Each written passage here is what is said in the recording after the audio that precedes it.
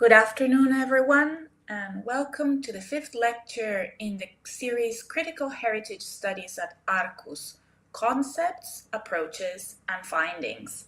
I'm Laura Maure Cecchini, and I'm an Associate Professor at the Department of Cultural Heritage at the Università di Padua. It is my great pleasure today to introduce my colleague and friend, Carmen Belmonte, who will be our lecturer today. Carmen is currently Assistant Professor of Museology, Art Criticism, and History of Conservation at the Università di Padua.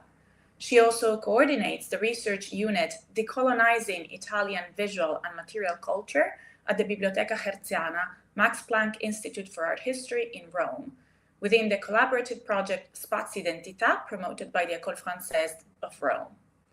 Before her position in Padua, Carmen taught at the University of Florence and at Roma III University. After her PhD at the University of Udine, she was a postdoctoral fellow at the Italian Academy at Columbia University, at the American Academy in Rome, and at the Kunsthistorisches Institute in Florence. Carmen's research focuses on the visual and material culture of Italian colonialism, on the legacies of fascism, and on cultural heritage in post-disaster scenarios. Among her many publications, I would single out her book Arte e Colonialismo in Italia, Oggetti, Immagini, Migrazioni, 1882-1906, published in 2021 by Marsilio, and her edited collection titled A Difficult Heritage, The Afterlives of Fascist-Era Art and Architecture, published in 2023. Her talk today is titled Fascist Legacies at the University, Driving New Approaches in Conservation and Display. Carmen will focus on the management of artworks commissioned by the regime for educational institutions.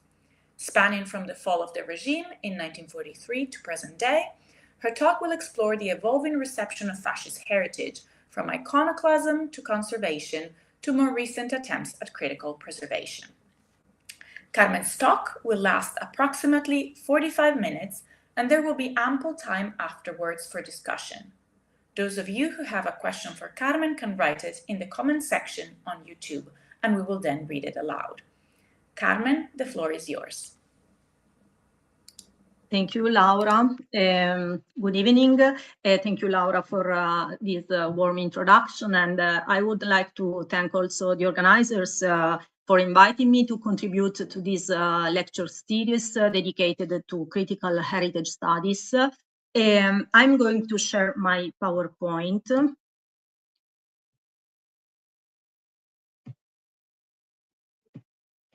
Just a second.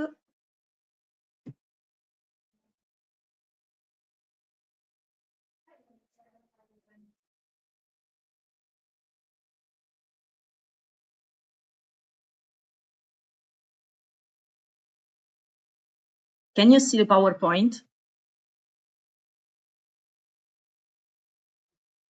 Okay, so my presentation today, my conference focus on the fascist artistic legacies that remains within university building.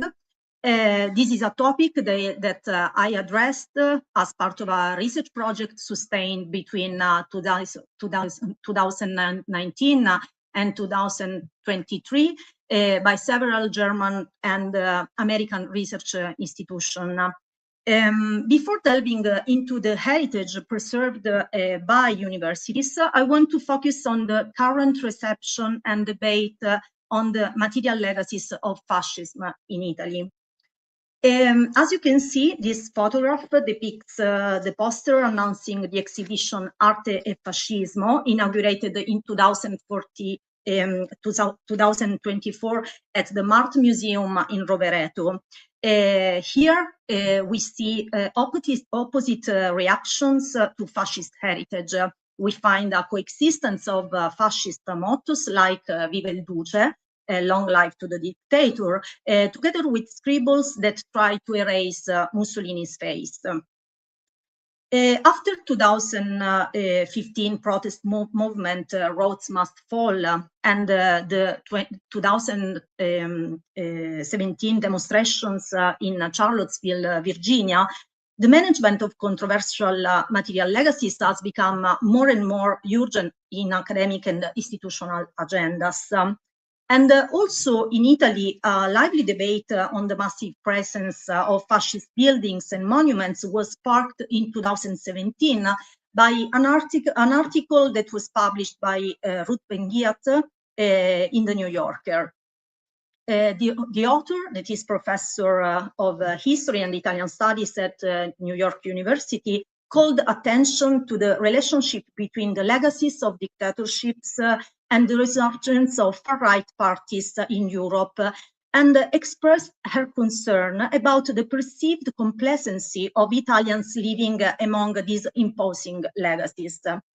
As a reaction, many Italian academics and intellectuals firmly advocated for the preservation of fascist-era legacies as historical evidence of the past.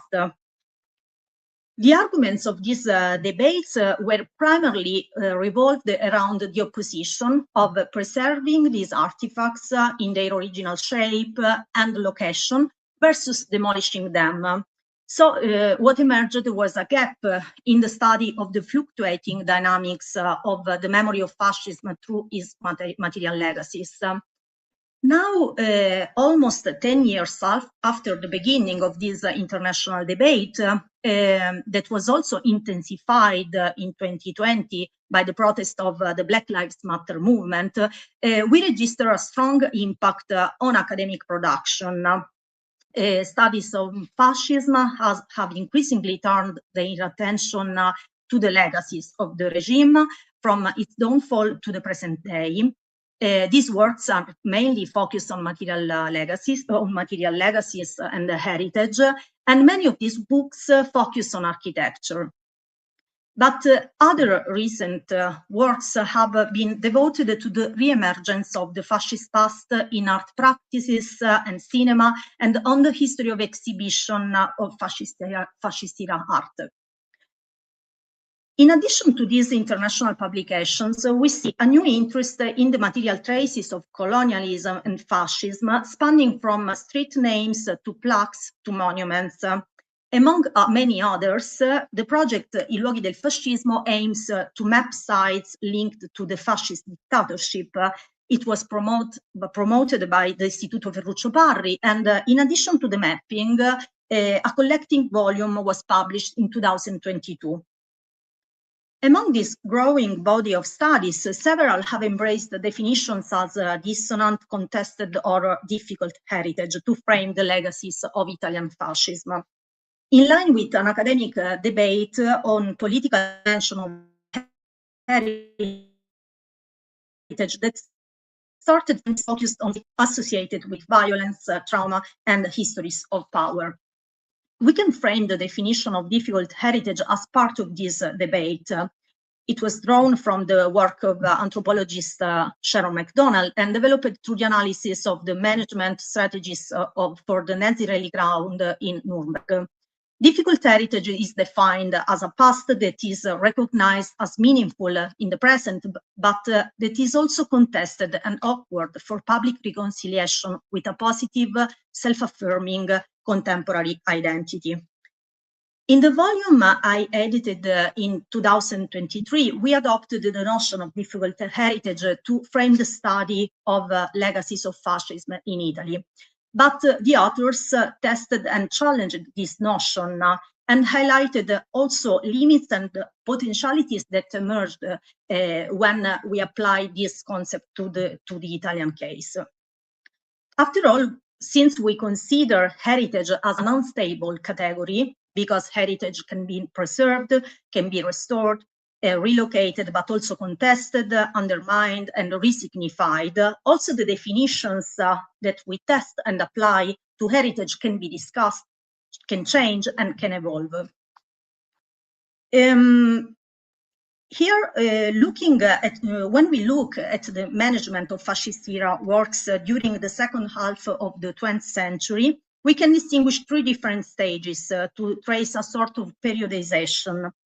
A phase of iconoclasm as an emotional reaction after the fall of the regime, a phase of defascistization that started from the late 40s and continued during the 50s, involving institutions. And then when we move to the 80s, we can trace the process of heritageization of the building and works realized during the fascist era. After the fall of the regime, on July 25th in 1943, a wave of iconoclasm immediately surged against images of Mussolini and symbols of the fascist party. Here we see the removal and destruction of fascist decorating buildings. But when we move to decorative elements, to monuments, to sculpture, many works are still marked by damages and others were completely destroyed. This is the case of a bronze sculpture that was in Bologna. After the fall of the regime, also in Bologna, several fascist symbols were destroyed.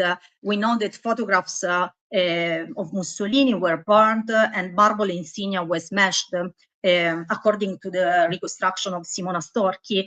But this in particular was the most important sculpture of Mussolini in the city. It was an equestrian statue that was placed at the Litorale Stadium. And was realized by Giuseppe Graziosi. It was attacked and destroyed. The figure of the horseman was displaced and rolled down the step of the stadium. The horse remained on the pedestal since it was much heavier and was fixed in concrete. After the end of the war, the commission responsible for the conservation of the city artistic heritage was faced with the problem of what to do with the remaining parts of the statue. In 1946, the National Association of Italian Partisans, after acquiring new headquarters in the city center of Bologna, made a formal request to get the permission to use the bronze of Mussolini's horse. Permission was granted and the horse was finally pulled down. It was melted in Verona, and with the same bronze, the sculptor Luciano Minguzzi sculpted two statues of partisans. They are now at Portalame, commemorating one of the main battles of the Italian resistance. Therefore, after the end of the regime, a new shape and a new meaning was given to the materiality of this work, transforming the statue of Mussolini in the statues of the partisans. Together with iconoclasm, the case of Bologna also introduces a second stage, the phase of defascistization, the process in which the authorities at an institutional level decided how to erase symbols, images, and inscriptions left by the regime. At this stage, many representative works of the fascist party were removed from public space or at least were made invisible. From the post-war to the 50s, authorities preferred to order the removal or the concealment of fascist symbols and iconographies. In most cases, mosaics and mural paintings were covered or partly repainted, but they were not destroyed, allowing several buildings constructed under the regime to be used for new function. Mobile works are another case because the mobile works were easily removed and gradually disappeared from the display of public museums and were scattered in private collections or left from Italy to circulate through the international art market outside of Italy. It is difficult to reconstruct the legal framework and the dynamic of removal because in most cases the decision about the strategy to be applied to erase works entangled with fascism was left to individual institutions, and these actions are rarely documented. A rare, well-documented case is preserved in the archives of the civic museums of Novara. These documents demonstrate that in 1950, the municipality ordered to remove the painting from the halls of the Galleria Giannoni, I quote, for reasons of public order, in order to avoid the possible reaction and manifestation by any visitor, both favorable and unfavorable. The file refers to the painting Il Decennale, created in 1932 by Vittorio Nomellini, that represents the celebration of the 10th anniversary of fascism. After the removal, in its place was displaced a more neutral portrait of Lydia Giannoni, that was the sister of the collector Alfredo Giannoni, whose donation had favored the establishment of the Civic Gallery. So the process of removal included also movable works of art from museum displays. It was not a systematic removal, but the case of Novara demonstrates that formal and also informal practices of the fascistization had an impact on the visibility and reception of the art of the Ventennio. Instead, regarding mural paintings and other works of art embedded in architecture, the Ministry of Education in 1944 issued an ordinance among the public bodies of the state to order the removal of all the emblems of the suppressed fascist party. But this ordinance aimed to preserve the buildings and suggested to cover the painting or the mosaics in case the removal could be a damage for the buildings itself. Following such guidelines, in many cases, the work of art were covered or transformed but not destroyed, and several buildings realized or commissioned under the regime were adapted to new different functions. To erase the most evident signs of the fascist propaganda, many works were covered by curtains, for example. When we refer to the Italian case, now we are moving to the stage of heritagization. Heritagization is the transition in which the works created by fascism are no longer just a legacy of the regime, but are recognized as bene culturale, as cultural heritage, and so became part of national cultural heritage. It happened during the 80s, accordingly to the original 1939 law on heritage, a law that was then revised and updated. This law allowed for regulatory procedures to protect public assets at 50 years from their date of construction. So 50 for the works that were realized during the 30s, 50 years later, we were in the 80s, they could become part of the national cultural heritage. The heritagization was accompanied during the 80s by several exhibitions dedicated also to fascist era art. Here there is an example. In navigating this shift, art history played a key role since the discipline was and also is today actively involved both in preservation and conservation politics and in museum and curatorial practices. But now I move to the central question of this conference. What happens when the fascist heritage is preserved in a university venue? To answer this question, I'm going to focus on a specific case study, in particular on a single work of art, the mural painting by Mario Sironi placed at La Sapienza University in Rome. This new university venue that is depicted in this photograph was planned by Marcello Piacentini and inaugurated in 1935 by Benito Mussolini. The work that will be central in this conference was painted by one of the most celebrated artists of Italian modernism, and commissioned directly by the regime. It is still located in the Aula Magna of La Sapienza University in Rome, so it actually falls under the category of university heritage. In addition, the genesis of the work is strictly related to fascist propaganda, and as we see from this picture capturing Mussolini inaugurating in 1935 the University of the Aula Magna, we see what are the entanglements with the fascist rhetoric.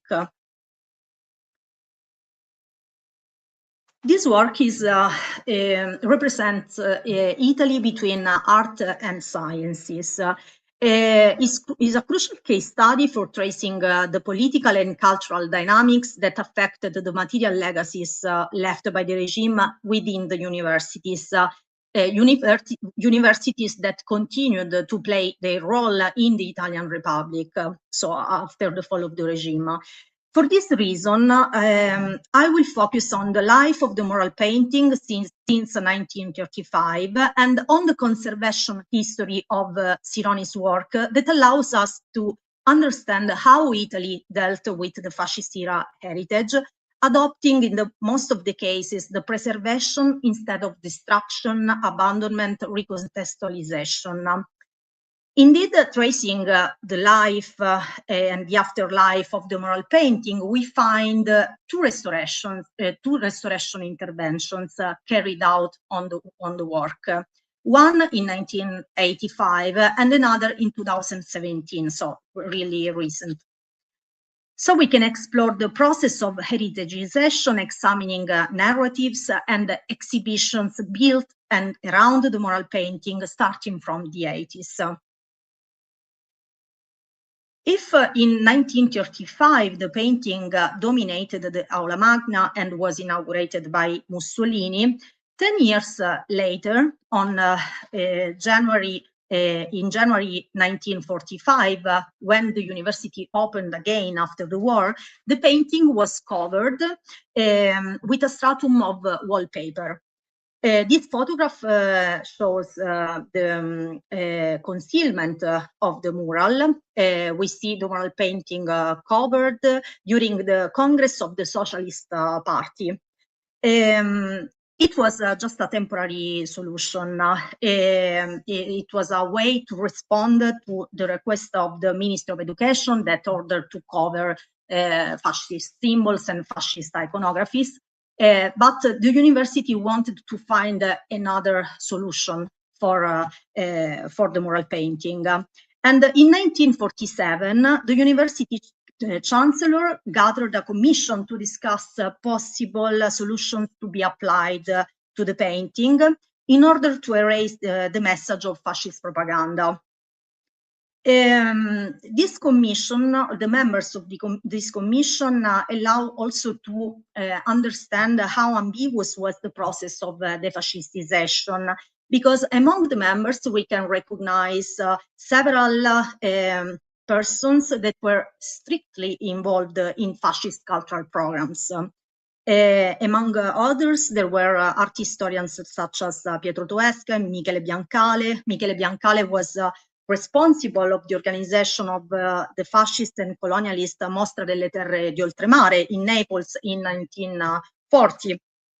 There was in the same commission the painter Carlo Siviero, and most important, there was also Marcello Piacentini, the architect that had supervised the fascist project of La Sapienza and had played a key role in the cultural program of fascist propaganda.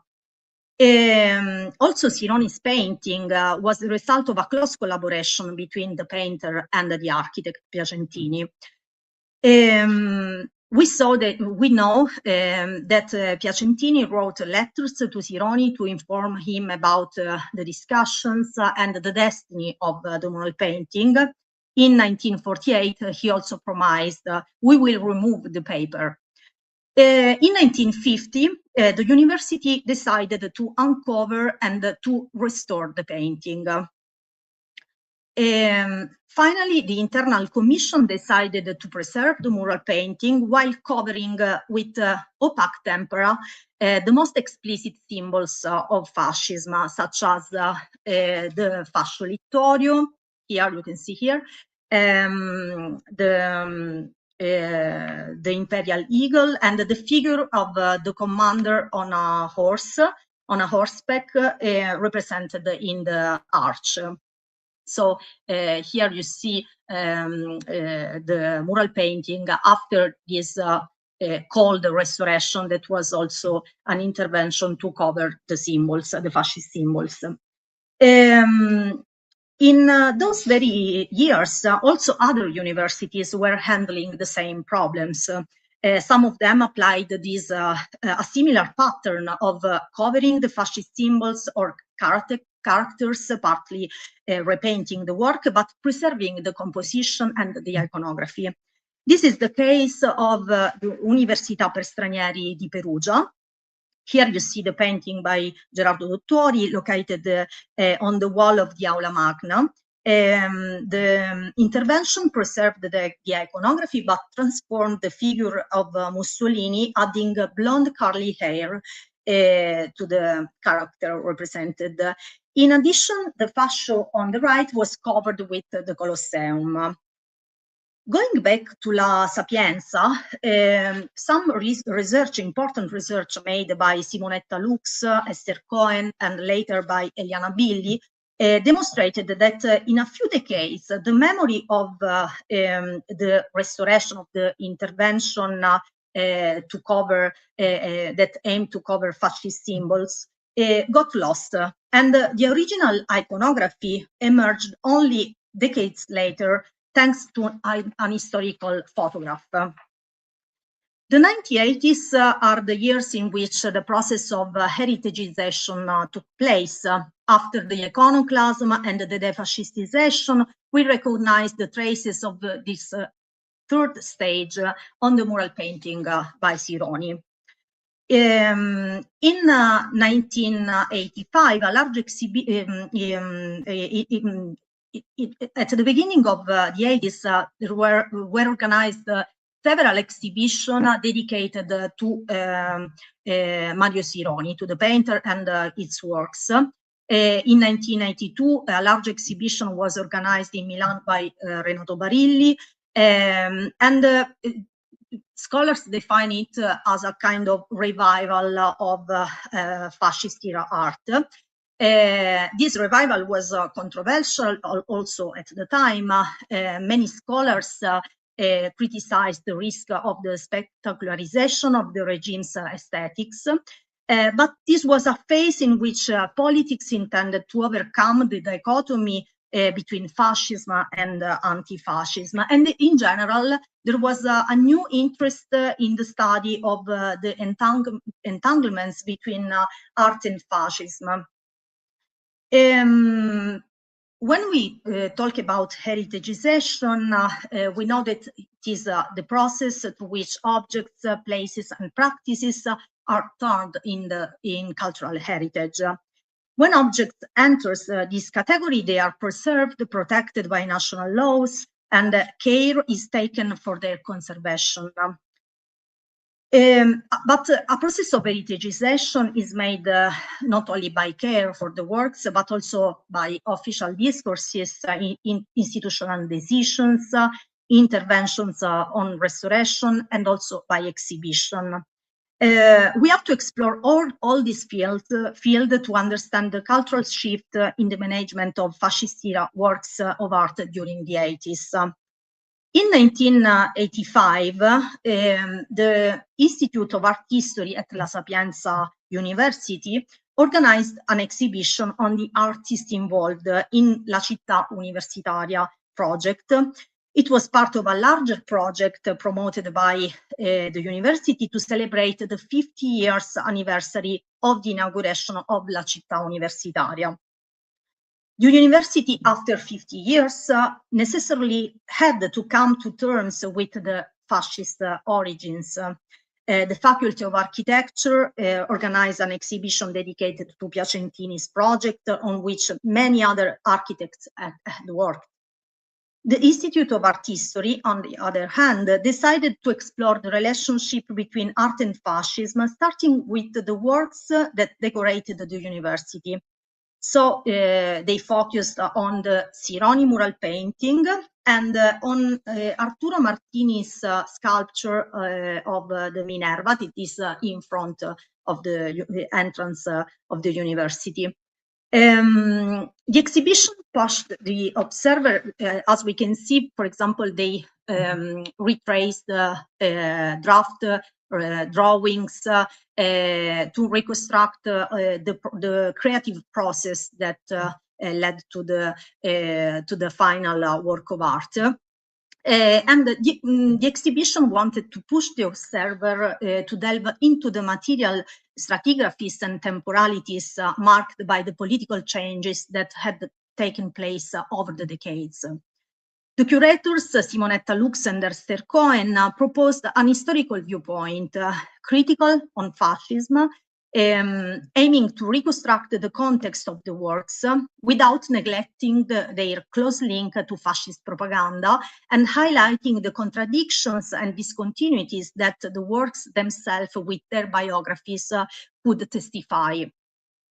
It was on this occasion that the curators discovered that an intervention had been carried out on Sironi's mural painting during the 50s, that the intervention had altered the iconography.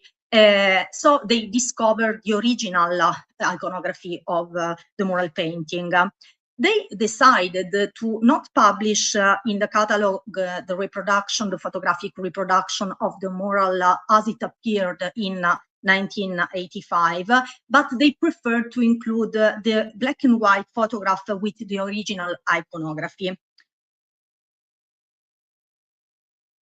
During the exhibition, La Sapienza organized also a roundtable in the Aula Magna to discuss recent results, both of archive research and diagnostic investigations carried out on the mural painting. They elaborated a restoration hypothesis, and the event brought together scholars specialized in 20th century art together with restoration theorists, such as Michele Cordaro, Umberto Baldini, the director of the Central Institute for Restoration in Rome, and also superintendents and director of the main Roman museums. There were also representatives of institutions like the Minister of Cultural Heritage, Antonio Gullotti, and Giulio Carlo Arganna.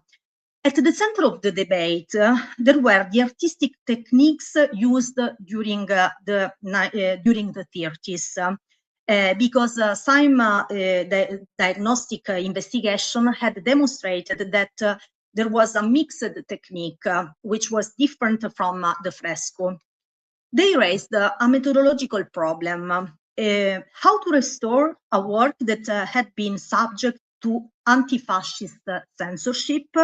I'm using these words, that is their word, since at this juncture, the interventions that raised the fascist symbols were perceived as an act of censorship, despite their historical value as evidence of the transition from fascism to democracy.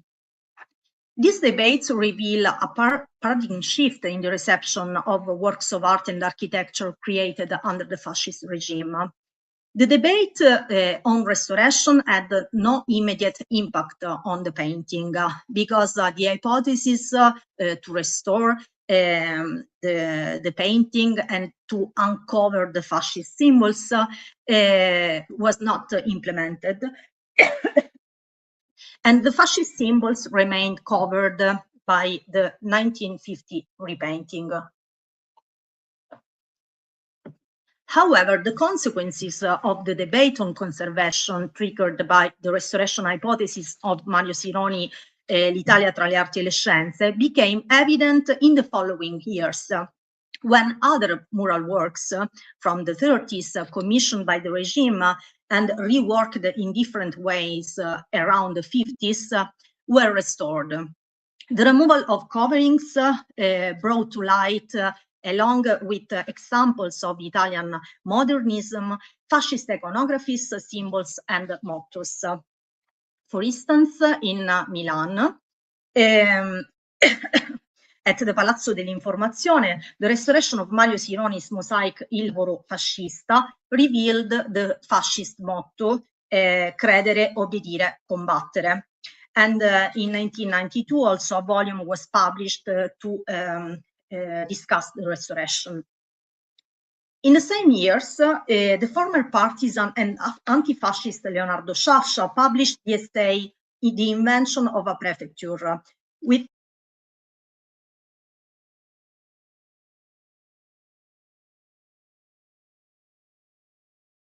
favor of the return to the public of Duilio Cambellotti's tempera wall paintings, realized in 1933. The publication was accompanied by photographic documentation of the unveiled and restored iconographies, overtly celebratory of the regime and of its colonial ambition. This new paradigm, which from a specialized and the intellectual level entered also with some simplification into popular culture, offer a key to understand the peculiar path adopted by Italy in confronting to fascist heritage of memory, and reveal an approach that is marked by protection and preservation, and is divergent from other choice, the choice of other countries. To frame this critical junction, we have to take into account the aforementioned legislative framework that was in place during the 80s. The reference for the protection of things of artistic or historical interest law was the law that was promulgated in 1939 during the Ventennio. The law considered things immovable and movable that are of artistic and historical, archaeological, and ethnographic interest after 50 years from execution. So during the 80s, works, building, and monuments from the 30s entered a phase of revision and evaluation to be included in the national cultural heritage. This case study demonstrates the case study, the examination of the life and afterlife of the mural painting by Mario Sironi, demonstrates that universities have a leading role in the intellectual debate on the management of dissonant heritages, and they could become a model followed by other institutions. Indeed, in 1986, 2 years later, from the small exhibition that was organized at La Sapienza, a huge exhibition was organized at the EUR district in Rome, the site that was planned during fascism to host the Universal Exhibition in Rome to be held in 1942. The exhibition aimed to study and to show to the public the history of the district, created to host a huge event organized by the regime that was never inaugurated because of the war. Once again, the curators of this exhibition were the art historians and the architectural historians of La Sapienza University, together with the director of the State Archives in Rome. With that exhibition, the process of heritageization of the EUR, which at the time looked like an abandoned network, was started. Today, the district accommodates facilities of numerous private companies and public institutions. It appears as a urban palimpsest where presences from the original fascist plan coexist with various architectural structures built in the following decades. The reflection about the conservation of Mario Sironi mural painting continued in the following years in collaboration with the Institute for Restoration, but the fascist symbols remained covered in the Aula Magna. In 2017, with an official ceremony, l'Italia tra le arti e le scienze was unveiled in the Aula Magna after a restoration curated by the Central Institute for Restoration in Rome. In keeping with the principles of philological restoration that had already been advocated in 1985, Siloni's original painting and its symbols of the fascist regime were uncovered.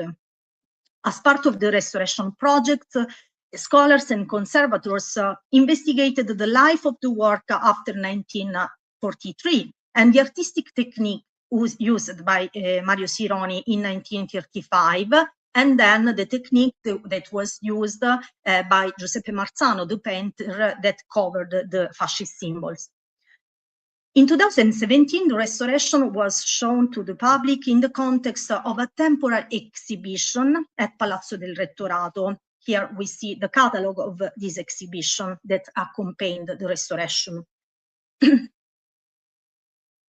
As you can see, this is the original iconography, then the symbols were covered, and today we see the original iconography again after the recent restoration. In the same year, in Bolzano, again in 2017, instead was inaugurated one of the first projects of critical preservation promoted in Italy and developed with the active involvement of the local community. The project was shaped around the monumental relief representing Il Trionfo del Fascismo by Hans P. Frader, where the figure of Benito Mussolini on horseback, that is here in the central part, serves as the figure of Benito Mussolini is accompanied by the slogan credere, obbedire, combattere, believe, obey, fight, is engraved in the central panels, and serves as a main element in the visual narrative that illustrate the key events of the Ventennio. In 2017, two South Tyrolean artists, Holzknecht and Bernardi, carried out an artistic intervention on the monument with the aim of subverting the grandiloquence of the fascist rhetoric associated with it. They superimposed a LED illuminated inscription over the relief, quoting the German Jewish philosopher Hannah Arendt, with the sentence, "Nobody has the right to obey," appearing in the three local languages. The new inscription forms a strip of light that intersects and highlights the relief, questioning the significance of the fascist slogan. The incorporation of the two works generates a novel artifact with multi-layered temporalities and meanings. To use the word by Bruno Latourne, it is a kind of iconoclasm, something that does not destroy but creates new images, doubts, and uncertainties. Moreover, the installation, as we can see here on the right, is part of a didactic path focusing on the history of the city and its dictatorships, with several panels positioned at different points of the square. Therefore, we see in Italy different approaches and diverging paradigms of reception. They are affected by tensions between historic, aesthetic, and political values that are part of the works created during the fascist regime. In a recent book entitled Le statue giuste, the art historian Tommaso Montanari, that is Chancellor of the Università per Stranieri di Siena, focused on Sironi mural painting at La Sapienza and denounced the presence of fascist symbols in the University Aula Magna, emphasizing the power of images and the message they communicate. He suggested that the lecture hall would be musealized and no longer used for scientific events and graduation sessions. On the other hand, the scholars and conservators from La Sapienza argued that all rooms that preserve iconographies of the regime cannot be musealized, and have announced that they are planning a museum display in a room close to the Aula Magna. This will allow the user of the Aula Magna to view sketches of the work, archival materials, and photographs documenting the repainting, for example. And in this way, it will be possible to learn about the history of Sironi's mural painting before visiting it. Probably the controversy generated by the restoration is encouraging the universities, not only La Sapienza, but many other universities, to think about a critical preservation project that offers critical tools to the visitor and affirms the distance of the institution from the fascist project. Also here in Padua, a number of university buildings were realized under the fascist regime or decorated under the fascist regime. Among other, Palazzo Oliviano, the venue of the Department of Cultural Heritage, commemorate Tito Livio and depicts the continuity of ancient Rome with modern culture through symbols of study, of work, and archaeological excavations. Also, Massimo Campigli mural paintings are an example of dissonant heritage. My colleagues, Professors Giuliano Tomasella and Marta Nezzo, are addressing these legacies through historical and archival research. In addition, Professor Tomasella organized in 2024 a summer school on the dissonant narrative in European universities, gathering an international group of scholars and students. The summer school was also the starting point to think about a project of critical conservation. This is still a work in progress, but a few months ago, some panels have been placed at the entrance hall, and a guided tour have been offered to the public to provide a critical frame to these magniloquent fascist legacies. Thank you.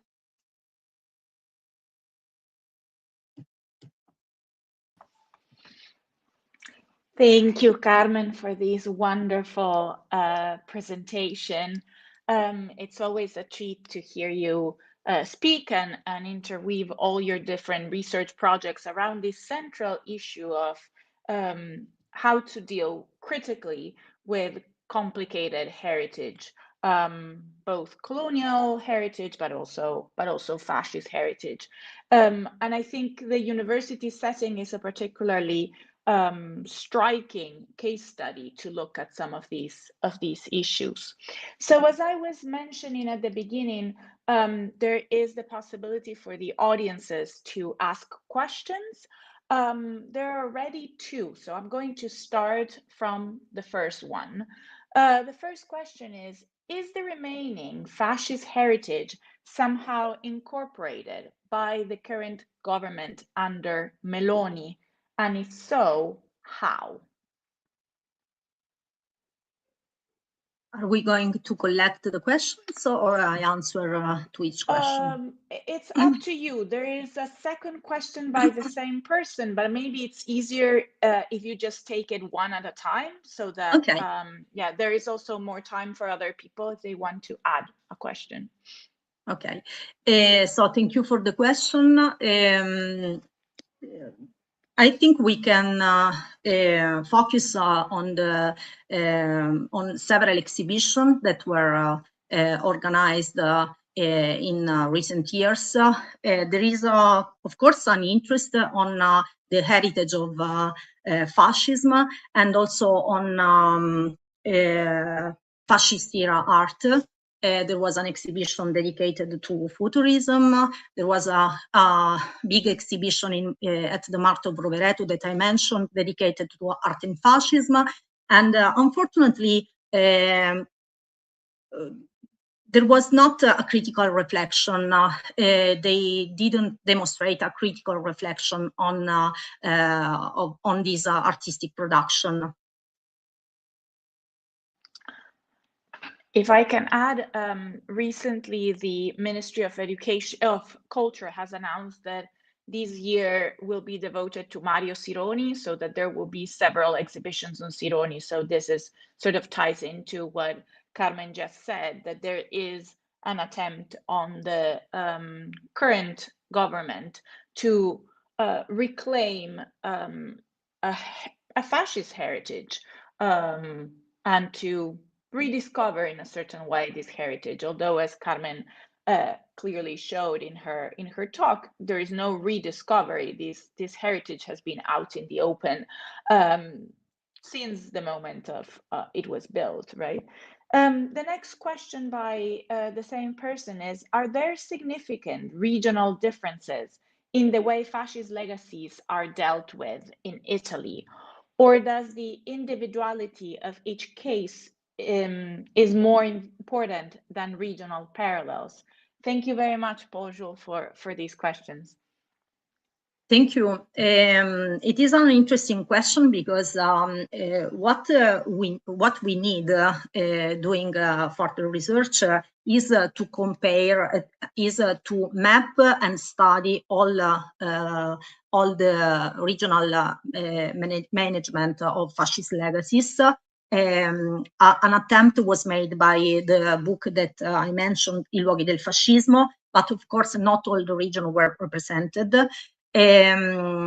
Of course, there are some differences that we can trace already now. For example, the case of Bolzano is very different from Rome, that is the capital.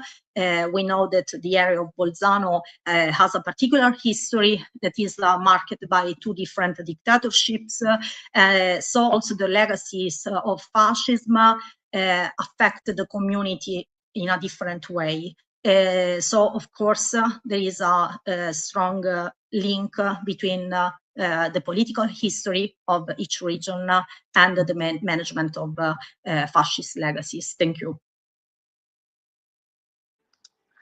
Thank you, Carmen. While we wait for other members of the audience to add questions, I'd like to add a couple if given that we have some time.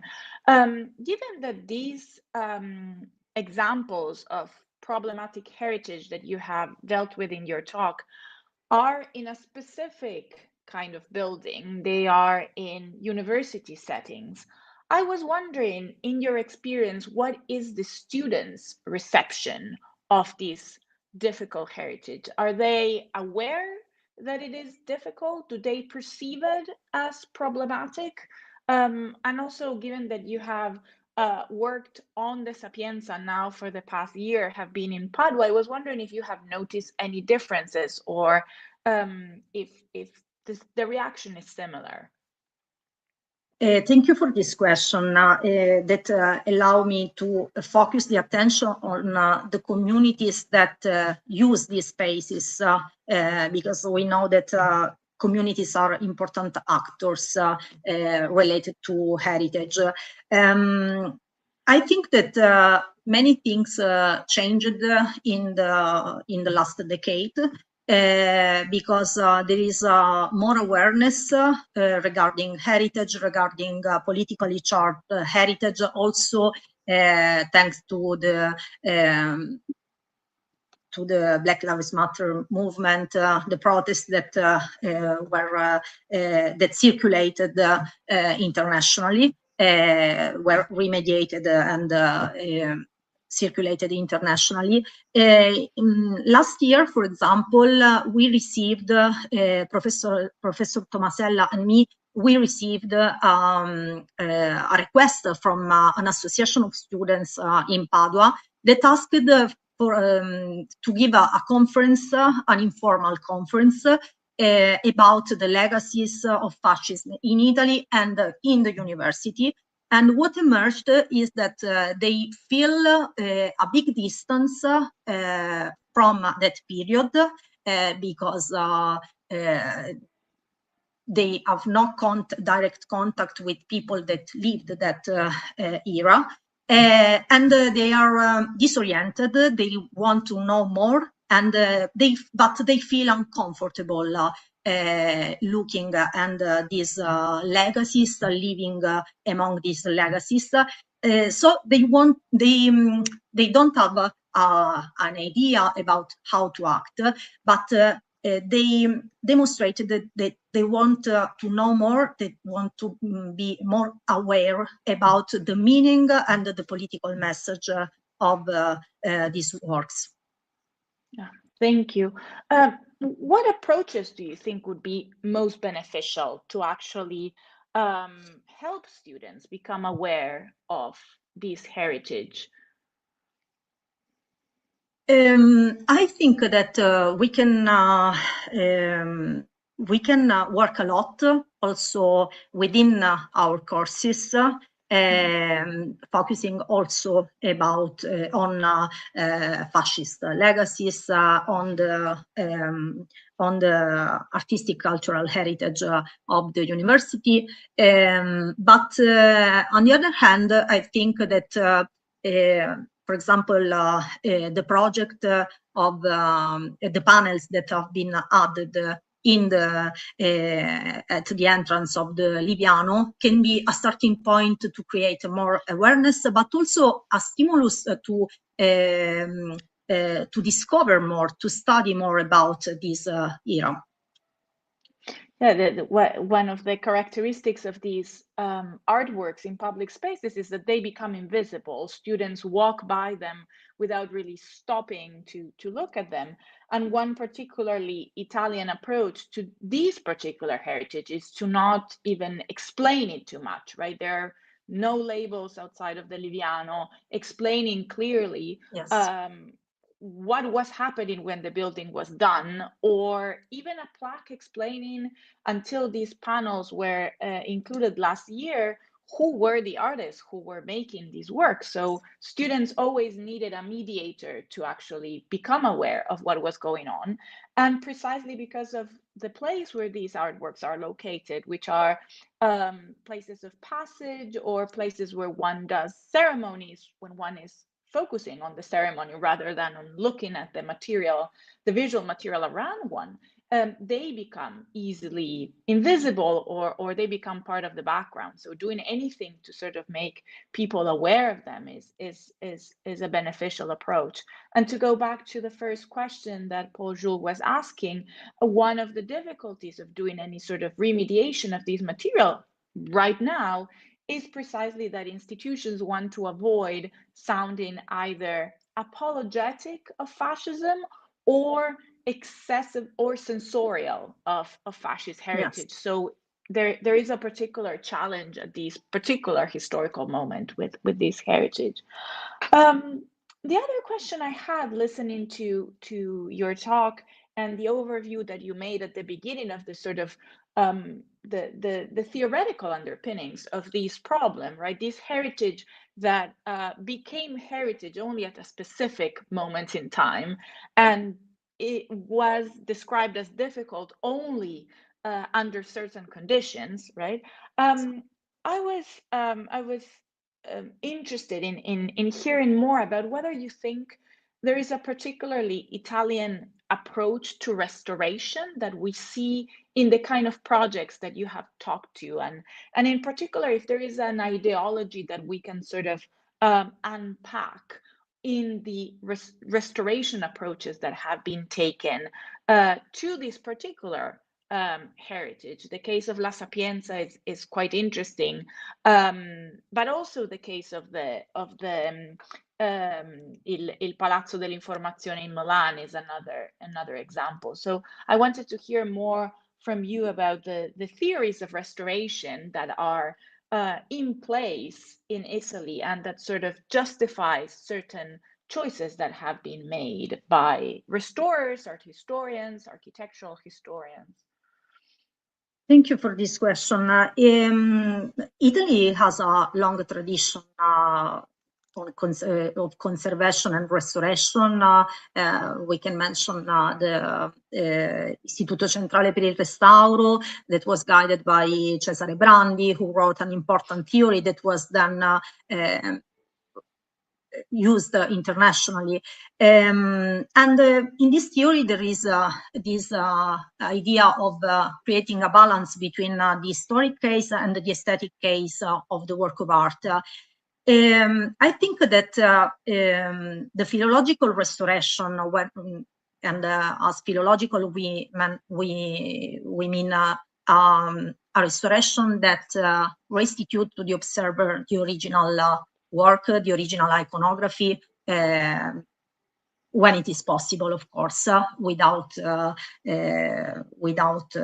intervening and creating a false, of course.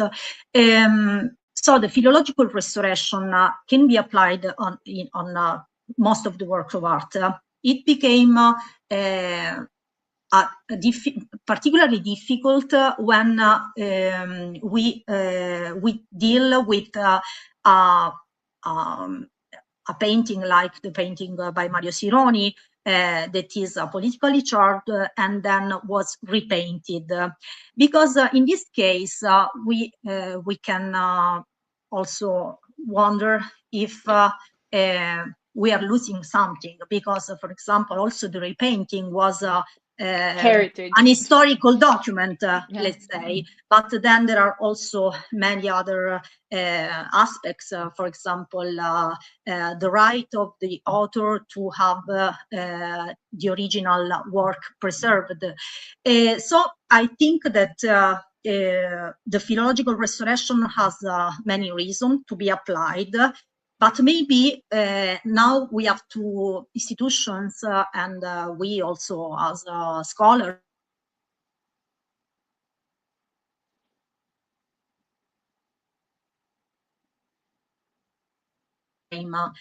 restoration. So after restoration, we have to think how to communicate the restoration to the visitors. And I would like to mention a particular case that is quite innovative, I think, in Italy. Recently has been restored the Obelisco di Dogali in Rome, that is a monument from liberal Italy, but it was used also during Fascism. It has been restored, and together with the restoration, the municipality accepted also a project of critical preservation that was promoted by different associations that work on the decolonization. So they applied a QR code where you can hear about different voices talking about the several histories of the monument. So maybe the restoration project could act together with the critical conservation. Yeah, because it seems that the philological approach crystallizes a particular moment in the history of an artwork, as if anything that came afterwards were relevant for that particular history. And we know that that is not the case, and especially when we are dealing with historical moments that, in theory, current users of those space are distant from, also ideologically and politically, it is particularly important. And the case that you mentioned in Bolzano, as you rightly pointed out, not only the artwork on the building marks the difference, but those panels that explain the iconography of the original artwork itself are a way of preserving both the information about the original work, but also explaining that information for different generations. I see that there are no more questions, and it is 7:03. So I would like to conclude thanking Carmen very much for her fabulous talk, thanking the Arqus team for setting up these conversation and the platform to make this conversation possible. Thank you to those who were listening to us, and we wish you a very nice afternoon. Thank you to everyone.